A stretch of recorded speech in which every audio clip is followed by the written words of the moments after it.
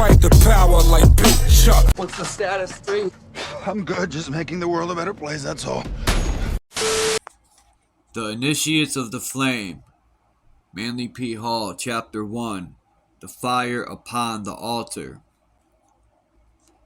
As far back as our history goes, we find that fire has played an important part in the religious ceremonial of the human race.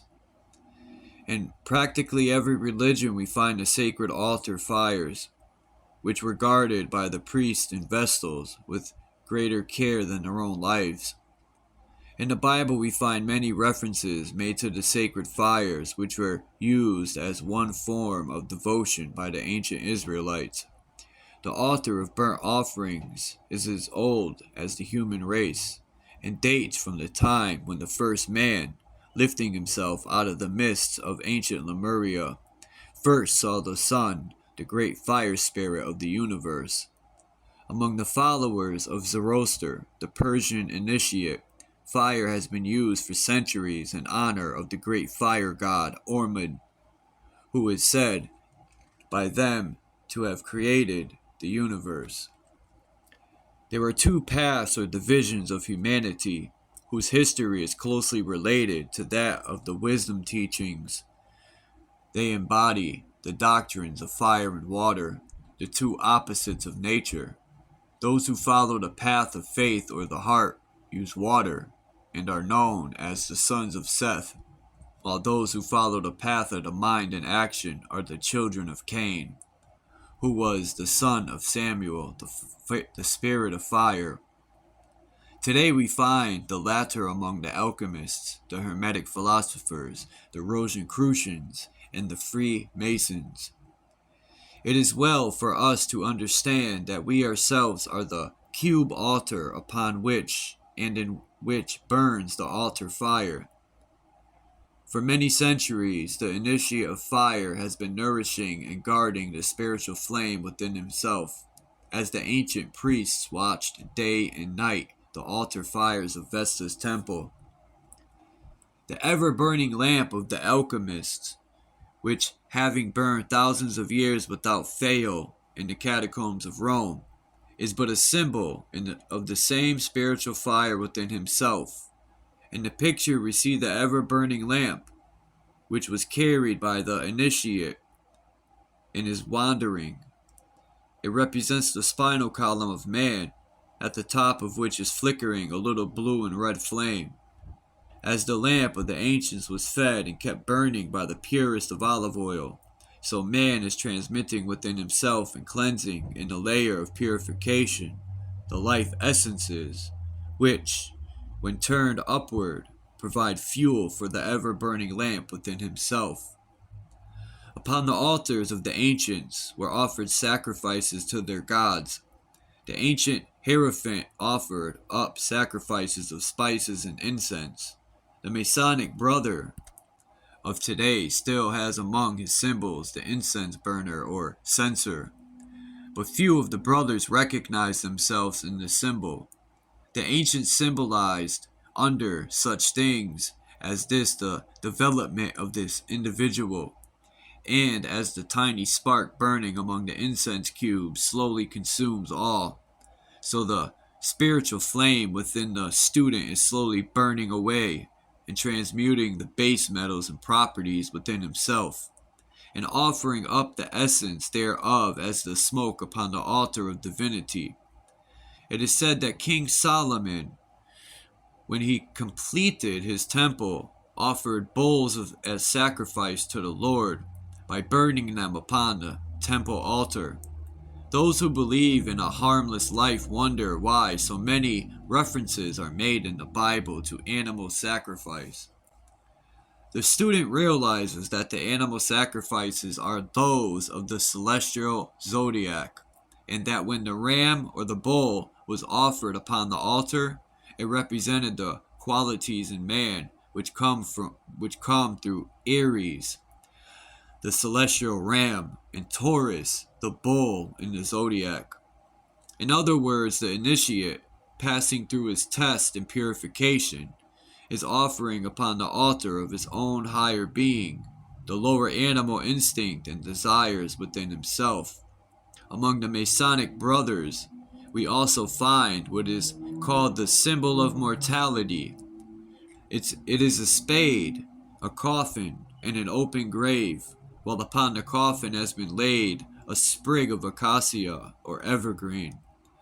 In the picture, we see the spade of the gravedigger, which has been considered the symbol of death for centuries. In the Book of Thoth, that strange document which has descended to man at his present stage of evolution, as a deck of playing cards, we find a very wonderful symbolism. Of all the suits of cards, that of the spade is the only suit in which all the court cards face away from the pip. In all the other kings and queens, the faces are looking at the little marker in the corner of the card. But in the spade suit, they look away from it. Now it is said that the spade has been taken from the acorn, but the occult student has a different idea. He sees in the spade, which has for ages been the symbol of death, a certain part of his own anatomy. If you will again turn to the picture of the spade, you will see, if you have ever studied anatomy, that the gravedigger's spade is the spinal column, and the spade-shaped piece, which is used on a deck of cards, is nothing more nor less than the sacrum bone, or sacrum bone. This bone forms the base of the spinal column, and is also the spare of passion. Through it, and the formana, which pierce it, pass the roots of the spinal nerve, which indeed are the roots of the tree of life. It is the center through which are nourished and fed the lower vertebrae of the spine, and the sacrum and coccygeal bone that dig the graves for all created things. This point has been beautifully symbolized by the gravedigger's spade, which has been used by the brothers of many mystic organizations for ages. The currents and forces working through these lower spinal nerves must be transmuted and lifted upward to see the altar fire at the positive or upper end of the spine. The centering of thought or emotion upon higher or lower things, as the case may be, determines where the life energy will expand. If the lower emotions predominate, the flame upon the altar burns low and flickers out, because the forces which feed it have been concentrated upon lower centers. But when altruism predominates, then the lower forces are raised upward and pass through the purification which makes possible their being used as fuel for the ever-burning lamp. Thus, we see why it was great sin to let the lamp go out, for the pillar of flames, which hovers over the tabernacle, purified and prepared after the directions of the Most High, is the spiritual flame that, hovering above man, lights his way wherever he go. The sun of our solar system, that is, the spiritual sun behind the physical globe, is one of these flames. It began no greater than ours, and through the power of attraction and the transmuting of its ever-increasing energies, it has reached its present proportions. This flame in man is the light that shineth in darkness. It is the spiritual flame within himself. It lights his way as no exterior light can. This radiating out from him brings into view, one by one, the hidden things of the cosmos, and his ignorance is dispelled in exactly the same proportion as his light is spread. For the darkness of the unknown can only be removed by light, and the greater the light, the further back the darkness is driven. This is the lamp of the philosopher, which he carries through the dark passageways of life, and by the light of which he walks among the stones and along the narrow cliff edge without fear. But although he gain all other things, and have not this light within himself, he cannot know where he goes. He cannot watch his footsteps. He cannot dispel his ignorance with the light of truth. Therefore, let each student watch the fire that burns upon his altar.